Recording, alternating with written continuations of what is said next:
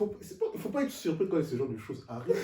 C'est comme si quelqu'un s'en va trouver un gisement, un puits d'or. Il ramène l'or devant tout le monde. Regardez tout l'or que j'ai trouvé dans le trou là-bas. Et puis après le lendemain, il s'étonne de voir tout le monde là-bas. T'as dit ta poule là, t'as dit voilà ce que tu trouves. On va tout ça là. En vrai, c'est plus en mode.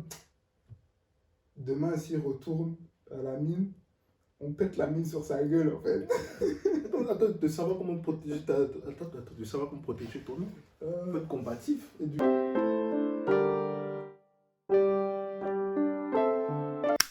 Hello people. Wagwan.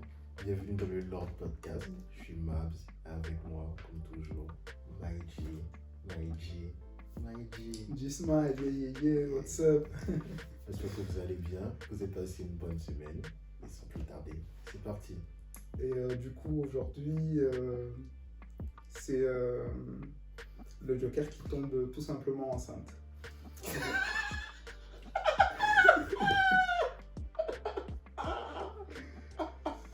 Et il a accouché, donc pour vous dire, bon, lui, il fait pas de fausse couche.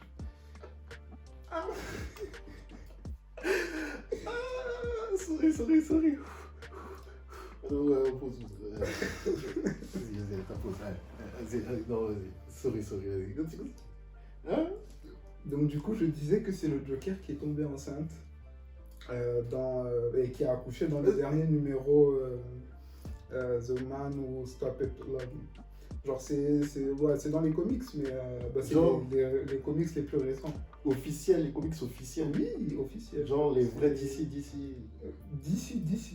Après, bon, dis-toi que par exemple, dans le monde des comics, c'est un peu... genre, par exemple, t'as un vilain ou un héros, ouais.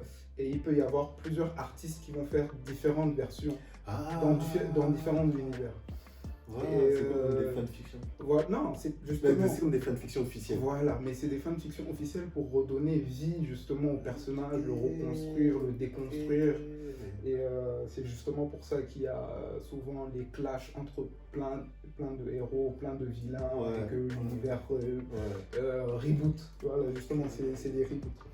Donc, justement, bon, je m'attendais pas à ce qu'on commence par ça au début, mais alors.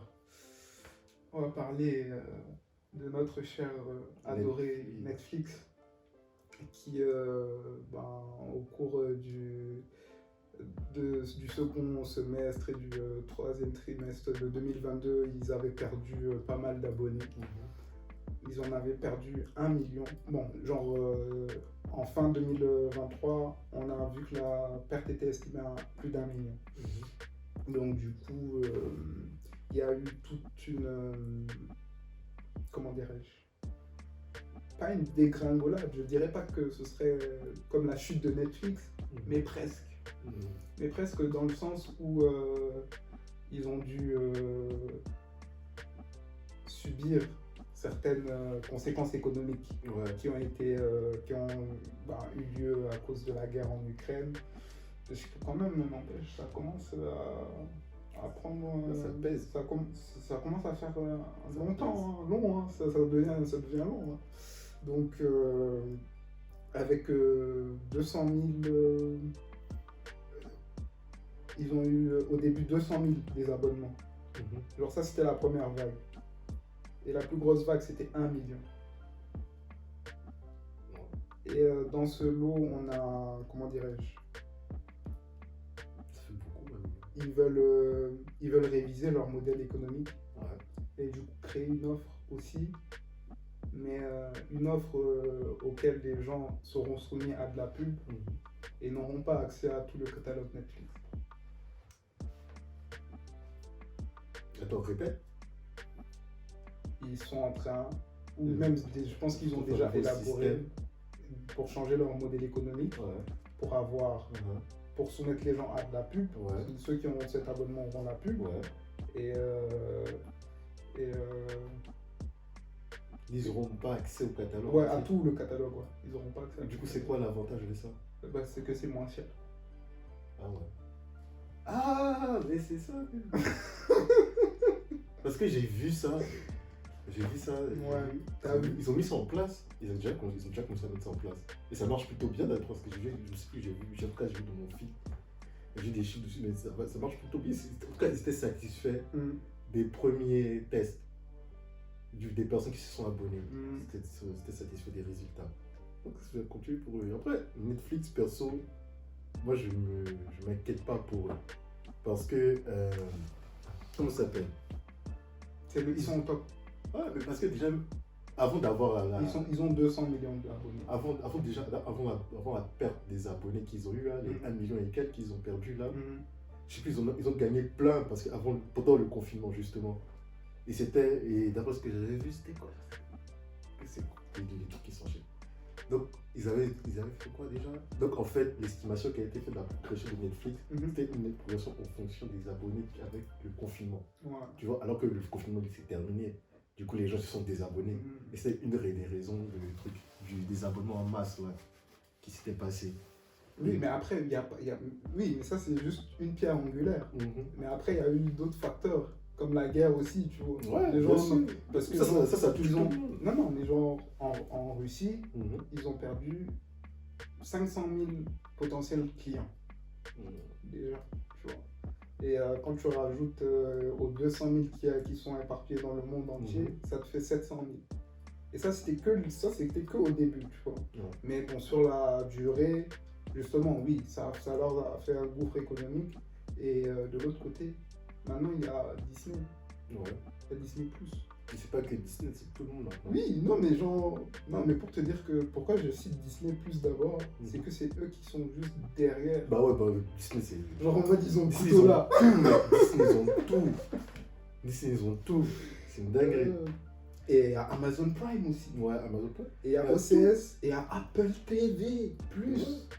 Donc, ils sont. Mais même là, parce que nous ici, on n'est pas touchés par ça. Mais sinon, au States, là, ils ont tout Showtime, la chaîne Showtime. Ils ont leur app, Hulu. Tu connais Hulu. Ils ont leur truc aussi. Hulu TV, mec, ils ont tout leur. Genre, chacun a leur truc, chacun son système maintenant. Même si c'est des trucs où, par exemple, ils se prennent des séries chacun et tout. Ouais, ils s'échangent Ouais, mais c'est. Et du coup, les gens, en fait, et aussi, une part de ce désabonnement, c'est que tu vois, le contenu exclusif des fois que Netflix proposait, c'était ça aussi qui hypait les gens, tu vois, entre guillemets. Mais dernièrement, il y a eu comme une lassitude, en fait, des exclusivités Netflix par justement certains consommateurs. Genre, ok, oui, c'est exclusif Netflix, mais c'est pas pour autant synonyme que c'est de la balle ou c'est lourd ou parce que genre après je pense qu'en mode c'est devenu comme un outil de pré-propagande, tu vois, genre Netflix par exemple. Prenons le cas des woke. Quand il y a eu le bail des woke, justement les médias ne se limitent pas, les plateformes de diffusion utilisent justement ces contextes-là pour diffuser justement ce qui a l'air de faire parler et tout, pour elles aussi engranger un certain bénéfice sur la situation. Ça, c'est tout le monde. Oui, non, mais là, genre, eux, leur rôle, c'est de diffuser, genre, et eux, ils créaient même des séries pour t'aider. Donc, du coup, genre, c'est pas que c'est tout le monde, mais genre, ils ont pas accentué la chose, mais ils se sont impliqués davantage dans la chose, tu vois. Parce que bon, pour eux, c'est la mode c'est la mode de maintenant. Tout le monde va faire la mode de maintenant pour que ça marche, quoi. Mais n'empêche que, justement, mais genre. Après, les gens vont pas se retourner vers Netflix. Non, mais attends. Non, mais quand les gens vont pas se retourner vers Netflix pour voir comment ça s'appelle. En attendant quelque chose de social d'eux. Oui, non.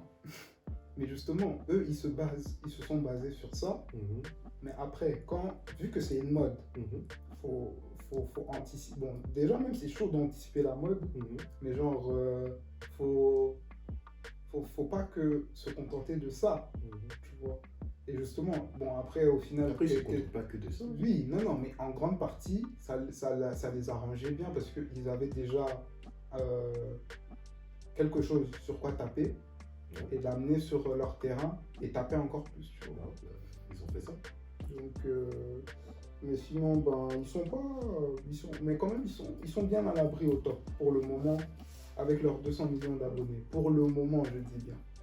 Et ça risque de bien changer parce que Disney Plus n'est pas à négliger. En Bah fait. ouais, mais après aussi, ça dépend de. C'est vrai, je pense qu'ils vont perdre de la vitesse. Parce que Netflix, ils sont dans une phase de renouvellement, ils sont en train de changer carrément leur système, leur organisation. Et c'est aussi pour ça qu'ils ont plein de licenciements qu'ils ont eu. Parce que de base, ils voulaient faire quoi? De base, ils voulaient construire un studio. Donc du coup, ils ont recruté des personnes pour construire ce studio. Du coup, après, ils ont vu que ça coûtait moins cher de louer un studio que de construire son propre studio. Donc du coup, ils ont arrêté ça pour aller faire le truc. Donc tu vois, en plus, il y a Netflix. Netflix est plus petit que Disney. Donc je suis sûr qu'à partir d'un moment, Disney va les dépasser. Mais Je pense même qu'ils vont les racheter à la fin. C'est possible aussi. Ça dépend. Je Tu peux faire comme Twitter aussi, où tu peux racheter. Parce que C'est genre- possible. Parce que genre, tu vois, les grands d'aujourd'hui Mhm. peuvent se faire racheter par les petits de demain. Genre, ok, il était petit, mais il a commencé, il a grandi, il est devenu plus grand que toi et il te rachète. Après, je vois pas l'intérêt pour Disney de racheter Netflix. Part de marché. Ouais, aussi, peut-être. Ouais. Part de marché. Ouais. Donc, du coup, ils ont ça. Ils ont des programmes très différents. Ouais. Ils font des animés, ils diffusent des trucs de l'étranger. Les trucs comme Casa de Papel, ça pète dessus. Comment ça s'appelle? Squid Game, ça pète dessus. Et même. Mais regarde, par exemple, justement, genre, tu penses que Casa de Papel n'aurait pas pété sur Disney+, par exemple? Mais il faut avoir l'œil. Oui, non, mais est-ce que tu penses que Casa de Papel n'aurait pas pété sur Disney+, par exemple? Non. Parce que c'est notre audience. Tu penses? L'audience Disney est très différente de l'audience Netflix. Oui, mais Disney+, genre, c'est pas, ils se contentent pas que de faire Disney+, il y a Warner Bros derrière, Maps. C'est pas faux. C'est pas faux.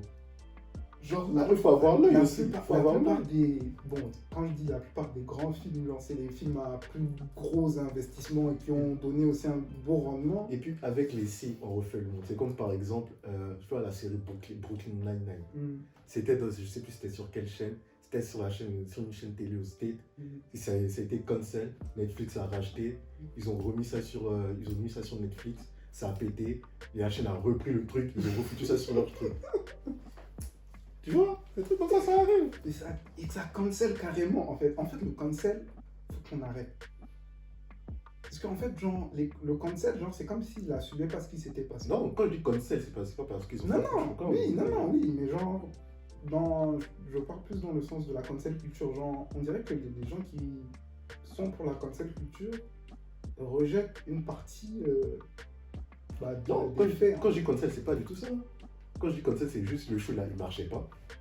Donc du coup, genre, ils l'ont annulé. Ouais, du coup, ils l'ont enlevé de l'antenne. Ouais. Et puis Netflix l'a pris, ils ont mis ça chez eux, ça a marché là-bas. Puis après, ils sont revenus sur le prix.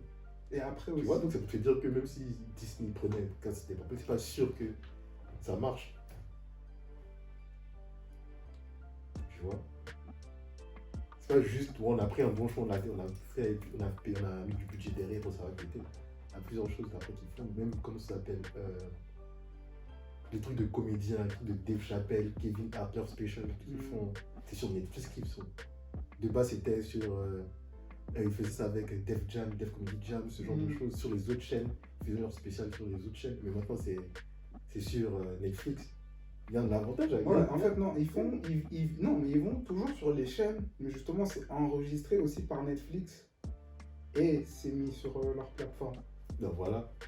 Et du coup, c'est ça. Parce que, genre, tu vois, quand tu regardes les différents shows sur Netflix, genre, t'as pas. Genre, ça ressemble jamais au show que t'as quand tu regardes à la télé. Ah, Genre, c'est l'angle de caméra, c'est différent. Genre, tu sais que c'est une autre c'est caméra. la production Netflix, c'est ça, j'ai fait Donc, Netflix. en fait, ils se ramènent même dans la salle pour filmer le showman en question, en fait. Du coup, l'effet Netflix, ça a son avantage, ça a son attirant, c'est attirant pour les gens.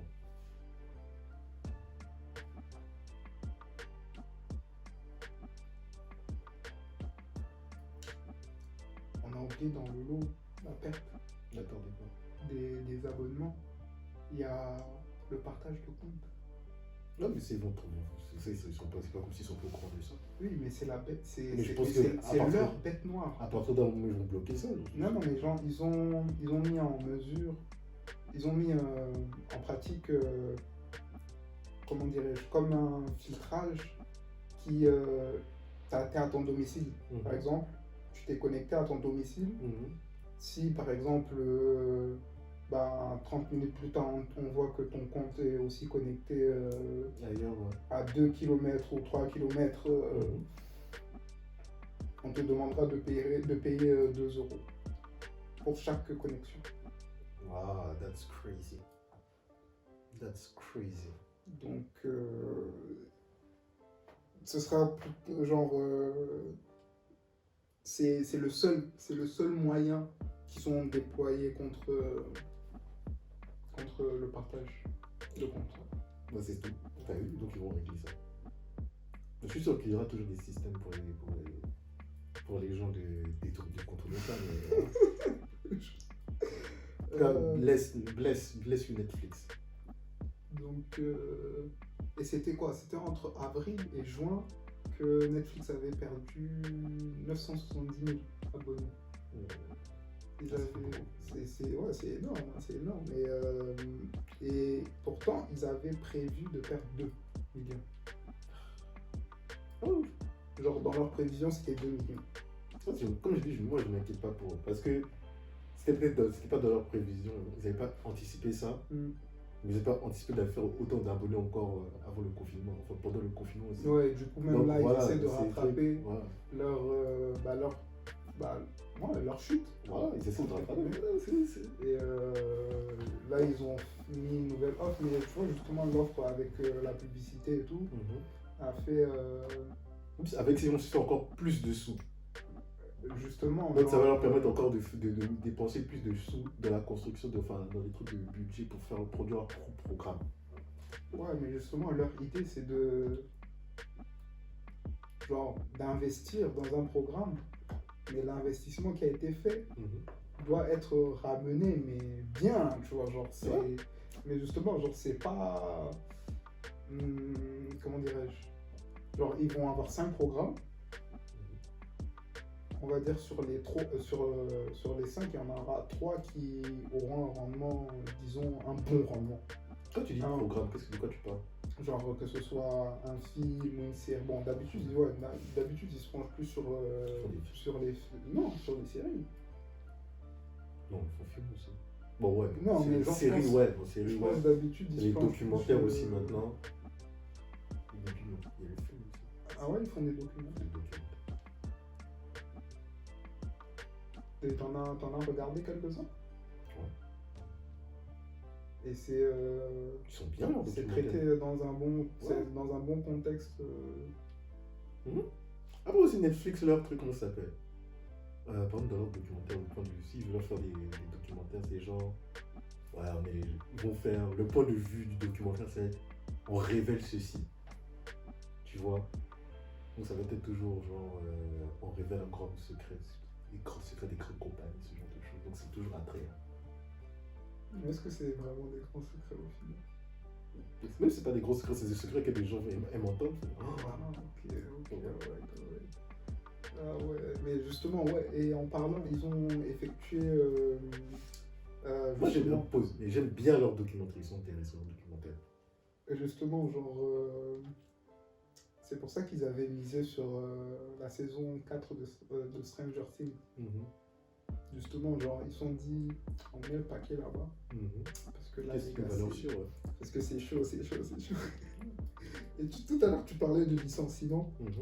Et justement, je vais te donner quelques chiffres. Justement, Netflix avait supprimé 150 postes dans le secteur de l'animation. Ça se quoi? 150. 150.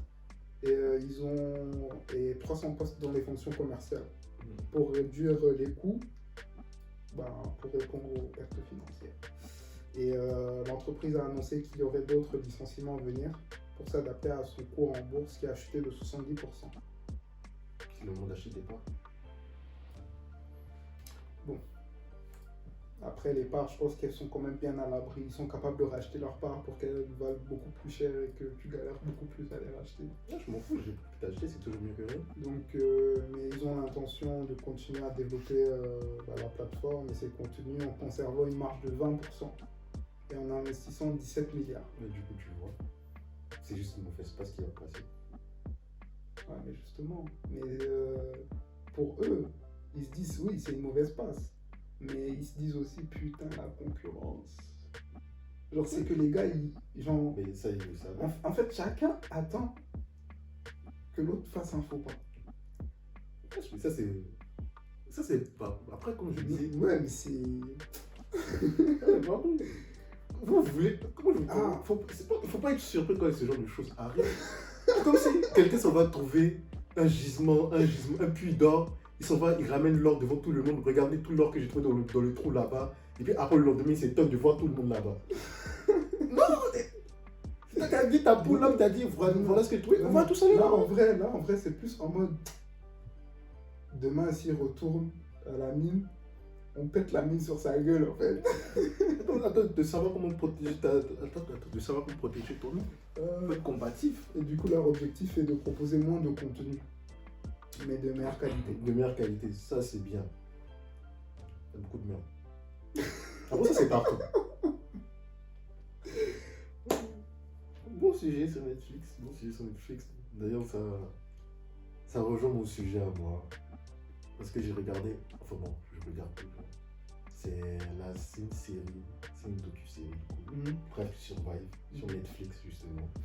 Et c'est un documentaire, une docu-série sur la F1. Parce que j'aime bien la F1 du coup, ça fait un moment depuis c'est sorti, ça commence en 2019, je pense, Drive to Survive. Ça parle de quoi? Et du coup, en fait, c'est une docu-série qui suit les pilotes de F1 et leurs écuries pendant toute la saison. Donc du coup, la saison se passe et les gars de Netflix qui suivent la saison, caméra embarquée, tout ça, interview, ce genre de choses, tout au long de la saison. Et à la fin de la saison, quand la saison se finit, ils sortent la série. Et puis la série raconte un peu ce qui se passe derrière les rideaux. Dans les coulisses. Dans les coulisses, tu vois. Donc les Ah oui, mais dans les coulisses. Ouais, les interactions entre les pilotes, entre les managers d'écurie, la concurrence, la compétition et tout. Et du coup, tu vois, il y a... Ça, tu as kiffé ce truc-là. Tu vois, le truc, il est pas bien parce que il y a deux points négatifs. Il est bien pas bien. Dans quoi Justement, dans ce documentaire. Ouais. Avec la publication de ce documentaire, cette docu-série. Parce que la docu-série, elle a du succès à fond. Tu vois. Donc, il y a deux points négatifs qui ressortent de ça. Il y a, j'ai déjà commencé par le point positif, c'est que le truc qui marche à fond, ça a permis de relancer la F1. Parce que la F1, ils avaient des problèmes de sponsor. De sponsor et tout, et de popularité. Du coup, ça a été revendu à un groupe de médias américains. Ça rejoint l'histoire de Cars. Ah, voilà, tu vois. Et du coup, le truc comme ça s'appelle, les médias américains, du coup, ils ont fait quoi? Ils ont recruté l'équipe Netflix pour faire des docu-séries sur la F1, du coup, Drive to Survive. Et ça a pété. Du coup, j'ai mis des stats ici. On dit plus de la moitié des fans de F1, soit 53%, ont déclaré que la série qui a fait ses débuts en 2019 avait joué un rôle dans leur fandom de la F1. 53%. Dont 30% qui ont déclaré que c'était une raison majeure. Près de 3 fans sur 4 âgés de moins de 45 ans, ce qui représente 74% des fans, ont attribué leur fandom au moins en partie à Drive to Survive justement. C'est une étude qui a été faite le 15 mars 2022 par la F1. Aussi, ils ont fait le Grand Prix aux États-Unis, le Grand Prix de Austin. Et c'était le plus grand événement de l'histoire du sport. Avec 400 000 fans sur 3 jours, parce que c'est tout un week-end, et 140 000 le jour de la course. Donc tu vois. Donc ça montre, quand je parle de l'effet Netflix, c'est tout ça. Ça a permis de faire revivre un sport. Mais avec ça. Après, bon, c'est pas l'effet Netflix, c'est l'effet pouvoir diffuser genre, diffuser à certaines, comment dirais-je, donner certaines envies par diffusion, ou genre une certaine popularité par diffusion. Tu Qui vois. a fait ça? Netflix. Oui, non, mais genre, c'est pas à proprement parler comme son pouvoir, tu vois, mais c'est le pouvoir de la diffusion. Non, c'est un pouvoir, c'est de pouvoir mettre en avant certaines choses. C'est un pouvoir marketing. Si tu dis à. C'est pas tout le monde qui peut faire ça. Oui, non, mais. C'est pas tout le monde qui fait ça, donc c'est un truc à mettre en avant. Donc. Oui, non, oui. Après, genre, j'entends ce que tu dis, mais genre, ce que je te dis, c'est que, genre, oui, certes, c'est Netflix, mais genre, c'est tout, comment dirais-je, toute entreprise, bon, après, bon, pas toute entreprise, mais genre, une entreprise qui vise dans le divertissement et dans le média, et je pense, et qui a une très bonne posture et en capacité de répliquer cette prouesse. Le problème, c'est pas qui peut le faire, c'est qui le fait. Dis-moi là un exemple d'un truc de média ou de truc d'audiovisuel qui a reboosté un sport. Après, est-ce que tu considères la F1 comme un sport, toi? C'est un sport. C'est pas un sport pour toi? Non. Pourquoi? Bah, parce que pour moi, le sport, ça inclut une activité physique. C'est une activité physique. Ils roulent, je sais pas combien de kilomètres à l'heure. Il y a la pression pendant qu'ils courent, pendant qu'ils roulent. Ils perdent des kilos pendant les courses. Oui, mais là, c'est comme si tu me disais que. C'est de l'effort physique. Non, mais là, c'est comme si tu me disais que l'effort physique d'un pilote aussi, lui aussi, il se prend les jets de la gravité. Non, mais est-ce que c'est une compétition? Est-ce que c'est en compétition? Mais genre par exemple, c'était quoi? Justement, je pense que c'est les États-Unis genre qui font quand ils font leur défilé militaire, il y a plein d'avions qui viennent faire des dessins avec leur fumée. Oui, je suis d'accord. Mais genre, est-ce que c'est un sport? T'as tous les paramètres que tu appliques C'est pas une compétition. Pour faire du sport, il faut avoir une compétition. Est-ce que quand tu vois genre, c'est obligé qu'il y ait une compétition pour que ce soit un sport? Dis-moi un sport sans compétition.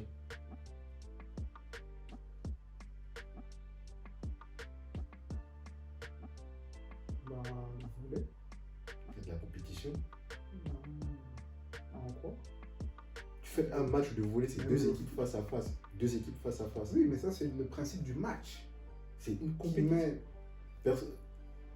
On veut voir qui va gagner entre quelqu'un. Par exemple, si tu dis, je prends ton exemple des pilotes d'avion qui font des loopings pendant des paroles.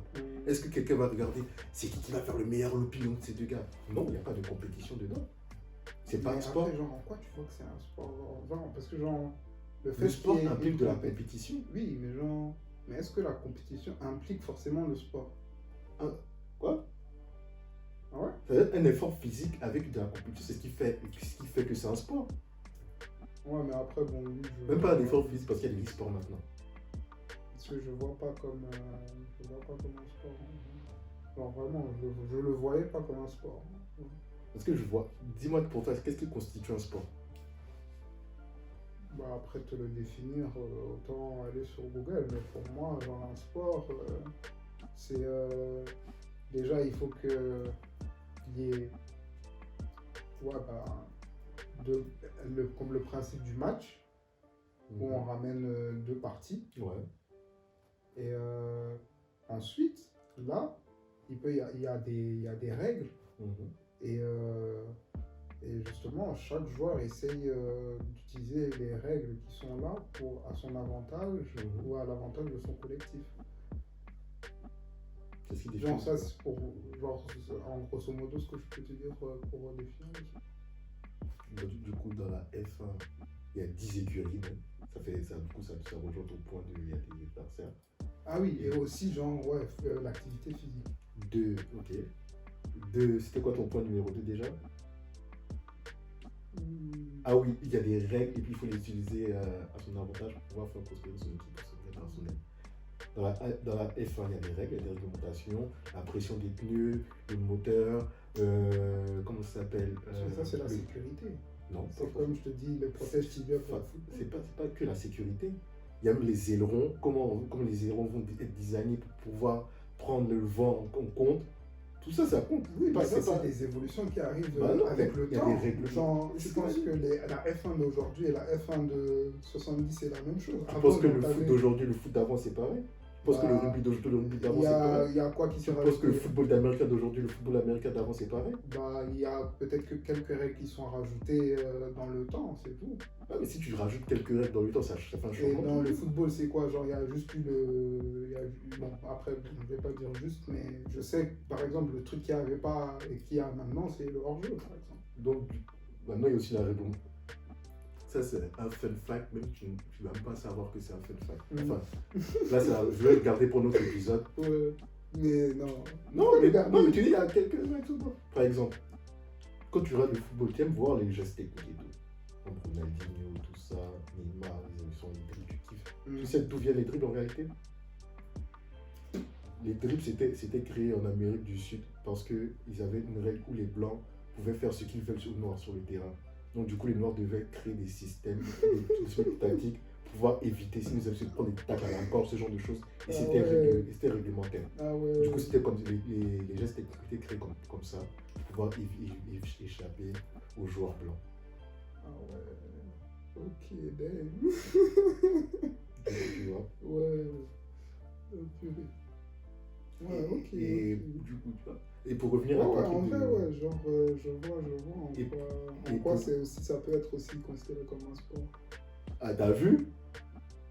Non, mais genre, je science et je te dis, Bah, ouais, et je peux voir ouais. pourquoi ça peut être aussi, la F1 peut être considérée comme un sport. Et par rapport à l'effort physique, comme je dis, ils doivent résister à la pression de la vitesse, ils doivent pouvoir Oui, avoir bah des oui, sinon articulations, ils t'exploses. doivent avoir de l'endurance, parce qu'ils doivent supporter la chaleur, parce qu'il fait archi chaud dans leur combinaison. Comme je dis, ils transpirent au max dans leur truc, parce que leur truc là, c'est des... On dirait que t'es un avocat pour eux, Ouais, moi je suis un fan de la F1, je suis un fan, mec. Genre, même leur combinaison, t'as vu, leur combinaison, c'est des combinaisons qui doivent les protéger ouais, quand il y a des incendies. c'est comme, Donc, ouais, c'est c'est comme des pour trucs. les spationeux. Voilà, tu vois. Et malgré ça, ils doivent être dedans perf. Et puis, t'as vu déjà, ça, je t'ai juste raconté les conditions. Maintenant, en tant que pilote, tu dois aller aussi rapidement, juger où tu es, ta position sur la piste, régler, voir quelle trajectoire tu dois prendre. Si le gars est sur ta trajectoire, quelle autre trajectoire tu dois prendre. Il y a les conditions météorologiques, il y a la pression, t'as ta radio dans les oreilles encore. Ouais, pour te garder en contact avec ta team, Tu vois? ton écurie. Et genre, justement, qui te dit, ouais, bon, là, on sent que les pneus, là, c'est F. Passe un petit coup, là, on Tu va vois? changer Il y a ça. toute et une tu préparation physique qui est faite pour ça. C'est vrai. Bah, justement, Squeezie avait fait un événement, là, genre, justement, il avait réuni plusieurs youtubeurs pour faire de la F1. Et justement, c'était pendant 6 mois, ils avaient suivi entraînement. Et justement, ils ont fait aussi des parcours C'est pas facile. pour s'acclimater justement à la chose. Parce que... Et du coup, justement, bah, c'est même l'un des meilleurs, bah, c'est le meilleur event qu'il a pu proposer à sa commune. Donc,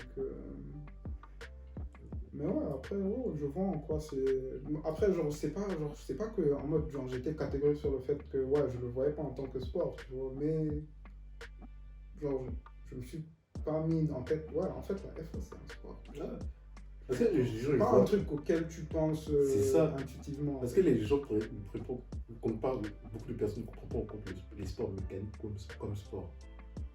Tu vois? Parce que, genre, on nous a habitués à cette relation au sport. Genre, quand t'entends sport, dans ta tête, en fait, t'as effort physique.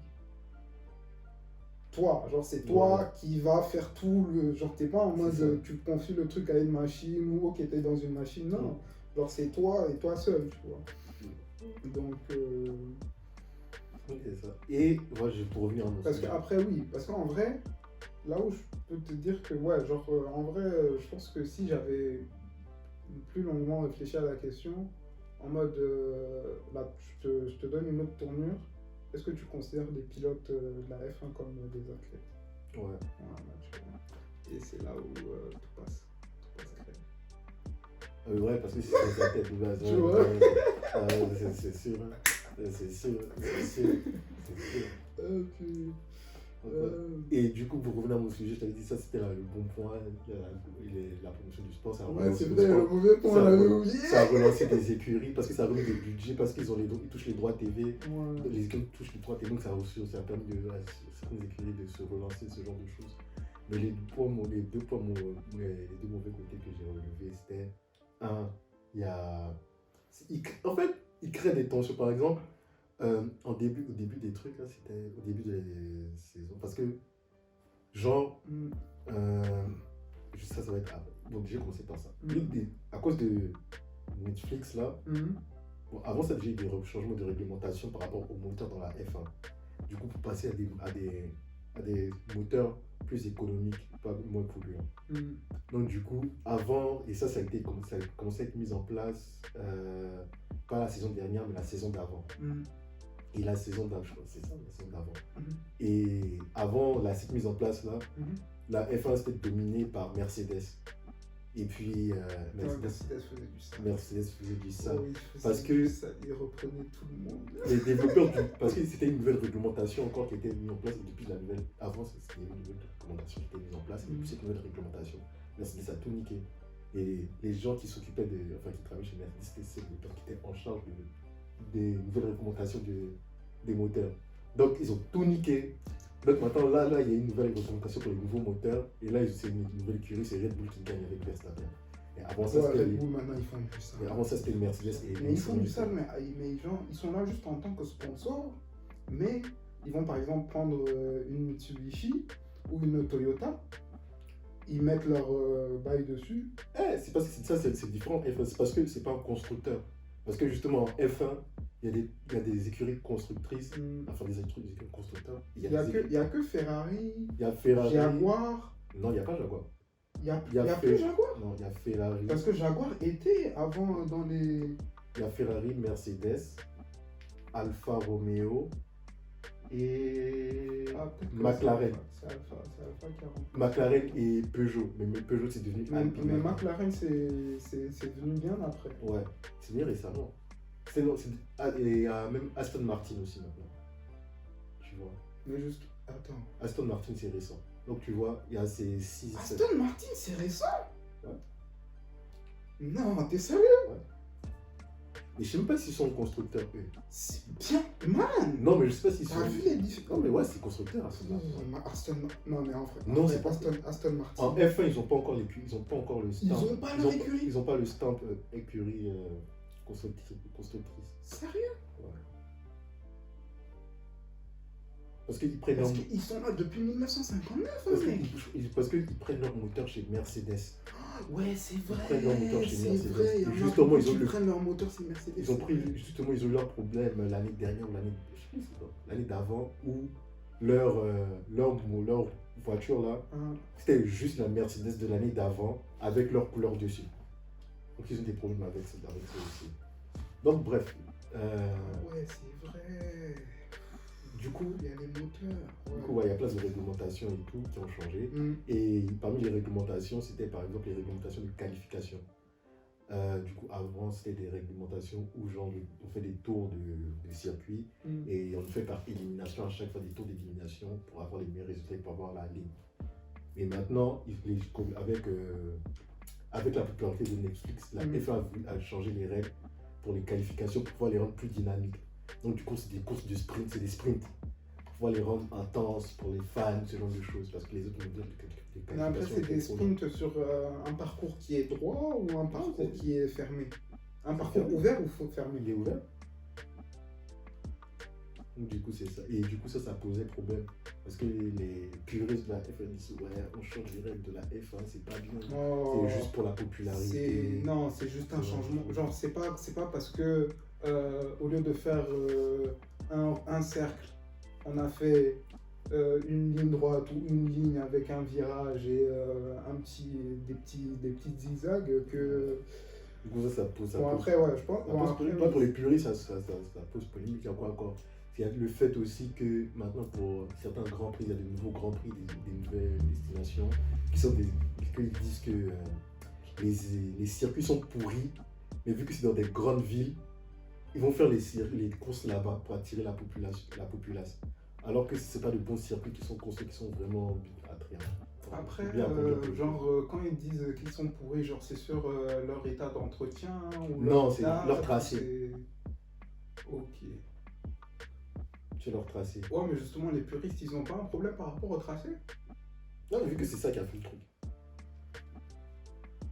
Oui, mais justement, genre, ok, vous avez le tracé. Mhm. Mais le tracé, c'est la base, c'est la première ligne. Genre que vous le vouliez ou non, genre, mais ça change. J'en sais pas parce que le tracé est devenu favorise du sprint ou qui favorise les tours que vous allez vous mettre à rouspéter. Genre, c'est rien en fait comme changement. C'est juste que au lieu de faire peut-être ça, vous allez faire ça ou ça. Non, c'est juste, mais non, c'est plus deep que ça parce que c'est les circuits, ils sont. Enfin, si un circuit est bon, officiellement, c'est s'il est lié, enfin, pas officiellement pour les fans et tout, c'est s'il permet les dépassements, les trucs, les sprints, enfin, les. Oui, après ça rejoint tous les paramètres physiques. Si c'est ennuyeux à regarder, c'est. En vrai, C'est pas intéressant. même, regarde, même, par exemple, prends une course de F1 en ligne droite.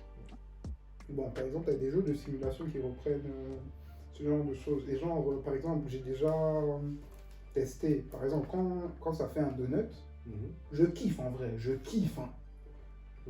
Mais la vie de ma mère, qu'à un moment, ça devient ennuyant. Ouais, ça devient ennuyant parce que t'as une ligne droite, t'as un virage, t'as une ligne droite, t'as un virage, t'as une ligne droite, t'as un virage. Mais après, ce qui est intéressant, par exemple, si on va dans l'hypothèse du sprint, et imaginons qu'on mette un tracé droit, t'as toutes les voitures qui sont au start, et jusqu'à l'arrivée, la pression sera à son compte. Pas du tout. Parce que tu sauras pas. Parce que justement, avec la différence des écuries, les budgets sont totalement inégaux. Donc ça fait que tu vas avoir. Attends, mais genre, t'as pas dit qu'il y avait des réglementations? Ah, donc malgré les réglementations. Je t'ai dit, il y a des écuries qui sont constructeurs et pas d'autres. Par exemple, en plus, et pour Aston Martin, ils l'ont eu le 17 janvier. C'est le 17 janvier 2023. Ah, félicitations, machallah, Aston Martin. Ça va relancer les choses. Hein. Naissante. Ça va relancer les choses. Aston Martin est une écurie naissante, malgré sa longue histoire en F1. Tu vois ce que je te dis. Prenez leur truc chez Mercedes. Mais moi, non, mais en fait, genre, c'est que, ouais, genre, c'est un détail, mais genre, il faut qu'on te le rappelle, tu vois, des fois, parce que c'est. Et du coup, c'est ce que Parce que tu te dis, attends, mais ils sont là depuis, mais comment ça c'est pas encore une écurie? Et du coup, ce que je voulais. Le point, c'était que, justement, voilà, parce que le documentaire, ils veulent le rendre intéressant. Donc, ils jouent sur certaines rivalités et ils amplifient certaines rivalités. Ils veulent du drama. Voilà. Donc, du coup, Hamilton, vu qu'il gagne, il faisait que gagner. Il était chiant, t'as vu? Il faisait que gagner, il parlait pas à la presse, dans son coin et tout. Donc, ils l'ont rendu en mode, ouais, Hamilton, il est froid, glaçant et tout. Il n'hésite pas, même Verstappen, il dit, ouais. Il n'hésite pas à faire les coups bas et tout. Ouais, mais c'est. Tu vois? Genre, c'est. En fait, bon. Ils sont là, ils pointent par exemple Hamilton. Mais ce qu'ils oublient, c'est que. Déjà, ça fait un moment qu'ils tournent dans ça. Donc, imagine, genre, je pense que. Si tu étais un hamster et que tu tournais dans une cage, dans une roue, dans une cage pendant un certain moment, au début, bon ok ça va te faire marrer je pense, mais au bout de 2 ans, tu es toujours là en train de courir et de tourner sur toi-même, ça va, bon, parce que eux aussi ils attendent toujours le même scénario, genre un scénario bien, on voit ouais Hamilton qui vient, qui dit ouais, qui salue les journalistes, qui va prendre leur main à eux tous, tu vois, genre limite ils s'attendent à ça, tu vois, mais non, parce que justement, quand on prend du recul avec non seulement la condition physique, les préparations, la pression, le stress que tu peux avoir, parce que Après, ce qui est différent des sports qu'on a communément connus à l'ancienne, qui ne nécessitaient pas de mécanique, là, genre, tu te retrouves dans un bolide et tu dois te préparer même au pire, tu vois. Ouais. Parce que j'en ai vu des voitures de F1 rentrer dans le décor, genre où s'écraser contre la grille qui est là devant les spectateurs. Donc, c'est un truc dangereux, c'est un sport dangereux. Voilà, c'est un sport qui est très très très dangereux et justement, c'était Schumacher. Ouais, c'était Schumacher, le premier pilote F1 qui avait commencé justement à prendre au sérieux la santé. Parce que genre, les autres pilotes, en fait, eux, justement, ils avaient leur sensation de vitesse, ils avaient leur impression de contrôle sur la machine. Le reste, bon, c'est pas qu'ils crachaient dessus, mais ils s'en occupaient pas tellement, tu vois. Mais alors que je pense que le fait, parce que genre, quand tu conduis, ça dépend combien de fois tu vas conduire dans l'année, par exemple, et les effets que ça peut avoir sur toi. Parce que imagine, là, aujourd'hui, on t'envoie dans l'espace, quand tu vas revenir, ta colonne vertébrale va se contracter sur elle-même. Ouais. Tu vois, genre la physique est Ouais, vraiment... c'est justement, c'est pour ça que je dis que c'est un sport, ce truc. Genre la physique est... comment dirais-je, est vraiment complexe. Et je pense qu'il est plus dans cette optique-là de toujours, oui, genre venir parler aux médias et s'exprimer, nanana. Surtout qu'en plus que si je vois qu'à la fin de la saison 1, on va me faire passer pour un gars froid et sans cœur, je vais pas venir vous parler de la saison 2. C'est tout. Mais c'est tellement ça. Je vais pas venir vous parler de la saison 2. Donc... Après, je veux dire aussi, par contre, on revient sur la sécurité. La F1, ils prennent le truc au sérieux par rapport aux sécurité. C'est vraiment... Parce que, même dans le documentaire, dans la Drive to Survive, tu vois, les crashs que j'ai vus là, si c'était la F1 d'avant, il y a plein qui ne seraient plus là aujourd'hui. Il y a plein qui seraient... Dieu merci, ils prennent la sécurité au sérieux. Je pense que minimum, il y avait un accident à chaque Grand Prix. C'était dangereux avant. C'était trop dangereux avant. Parce que genre, déjà, on n'avait pas la même technologie sur les mécaniques des bolides qui sont conduits aujourd'hui. Justement, il y a eu plein de progrès sur la stabilité, l'aérodynamisme et tout. Et non seulement il y a ça, mais comme je te disais tout à l'heure, Schumacher, il y a l'effet justement des G et tu as la force des jambes. Juste, et t'as vu? C'est pour ça que... Pause. Et la position. Pause. Parce que justement, toi, tu connais en tous ces trucs techniques et tout. Et puis tu as osé dire que c'était pas un sport. Mais qu'est-ce qu'il me raconte là? Non, mais je t'ai dit que, genre, je m'étais pas... Ouais, tu t'es pas posé la question. Oui, voilà, genre, vraiment, genre, je me suis jamais dit, attends, mais en fait, la F1, c'est un sport, en fait. Genre, non, mais genre, j'étais plus dans l'optique que... Oui, genre, ces choses qui font, genre, ok, c'est pas n'importe qui va venir et se mettre derrière un bolide qui peut monter jusqu'à 300, je pense, voire plus, parce que les voitures de F1, elles sont monstrueuses, en fait. Elles rivalisent avec des Bugatti Chiron, des Ferrari F40. C'est parmi les véhicules les plus rapides sur roue. C'est les 4 roues les plus rapides. Et non seulement, et c'est les plus, et c'est ceux qui ont la plus bonne adhérence. Ah bien sûr. Bon, sur la maniabilité, je ne me prononcerai pas dessus parce qu'il y a plusieurs facteurs. Yes. Parce que quand, par exemple, tout à l'heure tu disais, il peut y avoir de la pluie, tes pneus c'est plus les mêmes. C'est sûr. Donc du coup, ton véhicule il se comporte plus de la même manière. Il faut différents trucs. Voilà, tu vois, donc t'as plein de petits bails comme ça et c'est...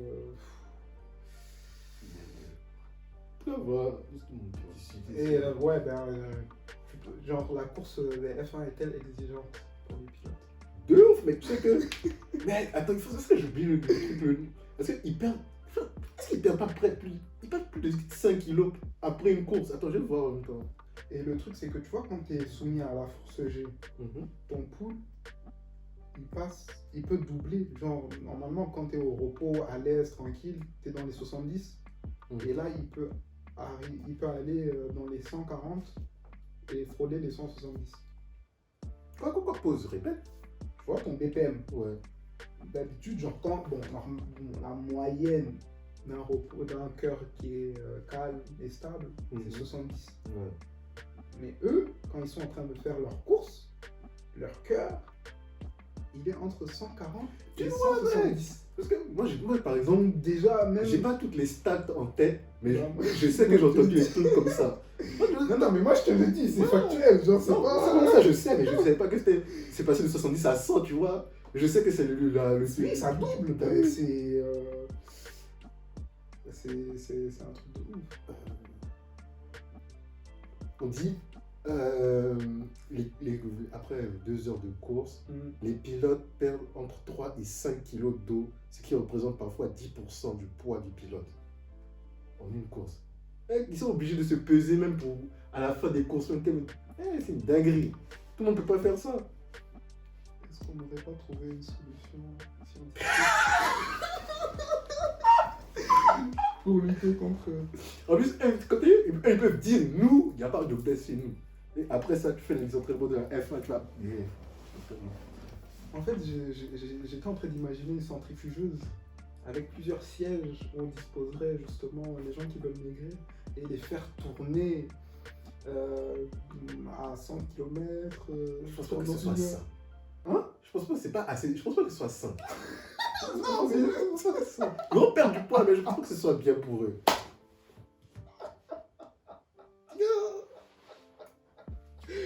Ah, purée. Ah, et bien sûr, on est en train de rigoler. On rigole. Ouais, c'est juste des... C'est T'as juste vu, des...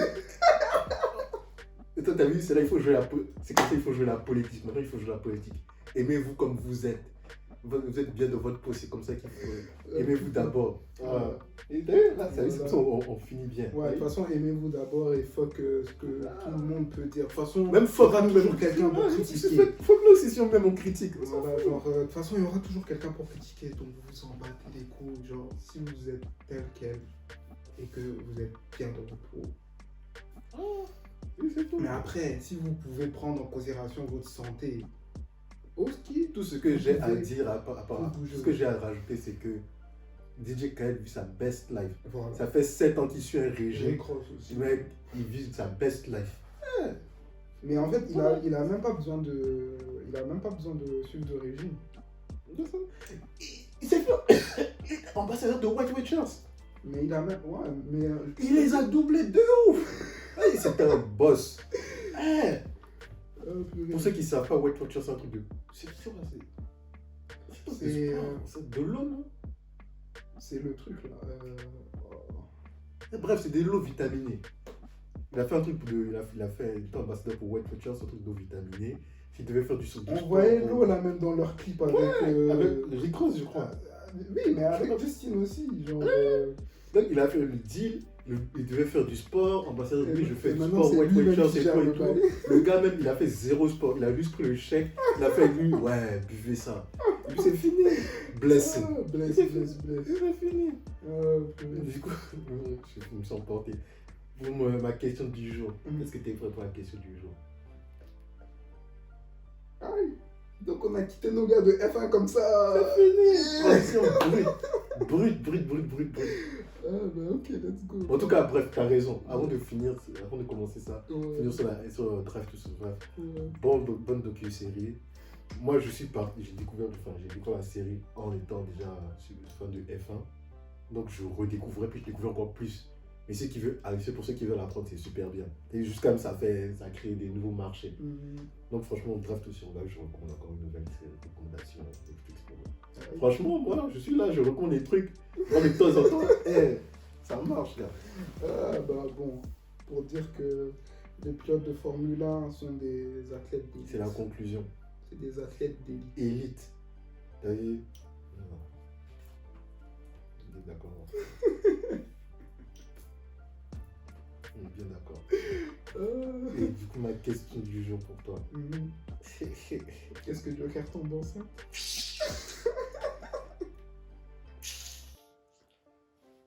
Dilemme pour toi. Ouais. Oh. Ah, les chers dilemmes. Qu'est-ce que tu préférais avoir? 50 millions Ou redonne la vie à tous les... redonne la vue à tous les aveugles. 50 000. Ah ouais? Ça t'étonne. Ça t'étonne de ma part.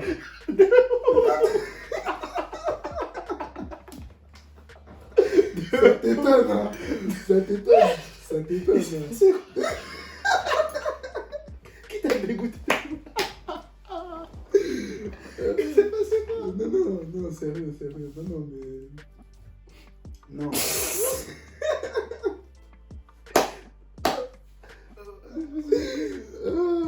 Ah là, t'étais pas prêt, hein. T'étais pas prêt. Je me prêtais à rigoler sur ça. Non, mais sérieux. Sérieux, tu parlais 50 millions? Ouais, sérieux. Maïdi. Voilà, la vie de ma mère. Ah, je te crois. J'allais faire la même chose, gars. Ça se trouve même avec les 50 millions. T'es content? En fait, t'es content de ne pas avoir ma morale sur la Voilà, conscience. moi, je suis pas le seul. Mais avec 50 millions, tu peux vivre bien En fait, et même redonner la vue à 2-3 petites aveugles. genre, en Vers fait, Paul. non. C'est même pas question de redonner la vue, en fait. C'est que j'essaie de faire cet effort-là. 50 millions, c'est beaucoup, hein.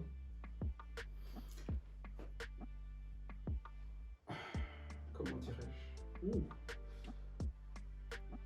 En fait, voilà, ça revient, voilà, pour résumer, parce que sinon je ne trouverai pas mes mots, mais tout le monde ne peut pas être sauvé.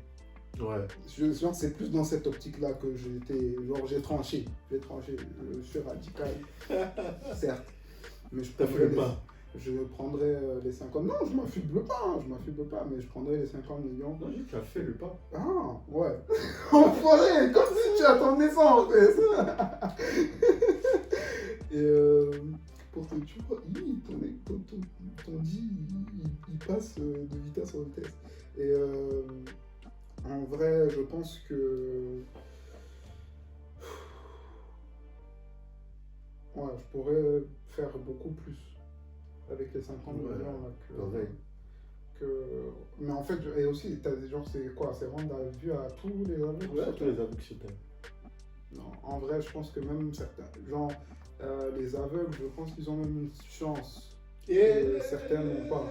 Parce que, non, genre, pour te dire que... Tu nous cancel. Quel cancel? Tu veux dire qu'une disabilité, c'est une chance? Non. Genre, je dis que c'est une chance dans le sens où, genre... Je vois exactement ce que tu veux dire. C'est pas... Je veux que tu t'expliques. Moi, c'est... c'est pas, genre, c'est... en mode, imagine une fois que tu tombes dans le gouffre, tu te dis, putain, j'ai pas de chance. Oui, mais à partir de ce moment, tu sais que tu es dans le gouffre, ta manière même de penser la chose peut te sortir de ce gouffre, tu vois. Genre, en fait, au final, genre, ça change pas grand-chose. Et genre, je pense que les aveugles, eux, perçoivent... C'est ce qu'ils ont connu depuis qu'ils sont nés. Je pense qu'ils ressentent même l'intention ou la volonté des gens à travers leur voix. Parce que genre, déjà, non seulement ils ont leurs autres... leurs autres sens qui sont beaucoup plus développés et ça leur permet aussi de ne pas voir des choses qui sont pas plaisantes, quoi. Et genre, je pense que c'est une certaine forme de liberté en vrai.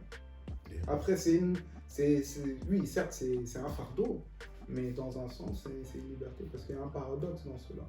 Et bon, après un jour, on en discutera. Et justement, il faudrait qu'on commence à parler beaucoup plus des paradoxes. Parce que dans les paradoxes, c'est là qu'il y a tous les nœuds de différentes polarisations et tout, et choses qui n'est pas vraiment souhaitable. Genre, polariser tout le temps. C'est pas... Genre en mode, quand je te dis polariser, genre en mode... ouais, je te dis que t'as tort. Ouais. Et tort. Je polarise dessus à fond. Alors que, ok, moi je pense que t'as tort, mais je t'écoute. Tu peux laisser passer à la discussion. Voilà, tu vois. Et justement, la polarisation, c'est le fait de ne pas laisser place à la discussion. Et ça, c'est le truc C'est ça. Le plus malsain, je pense le plus malsain défaut de l'être humain, c'est la colère. C'est important de discuter, juste discuter, prenez le temps de discuter, même si vous n'êtes pas d'accord, même si vous finissez pas par être d'accord sur la conclusion.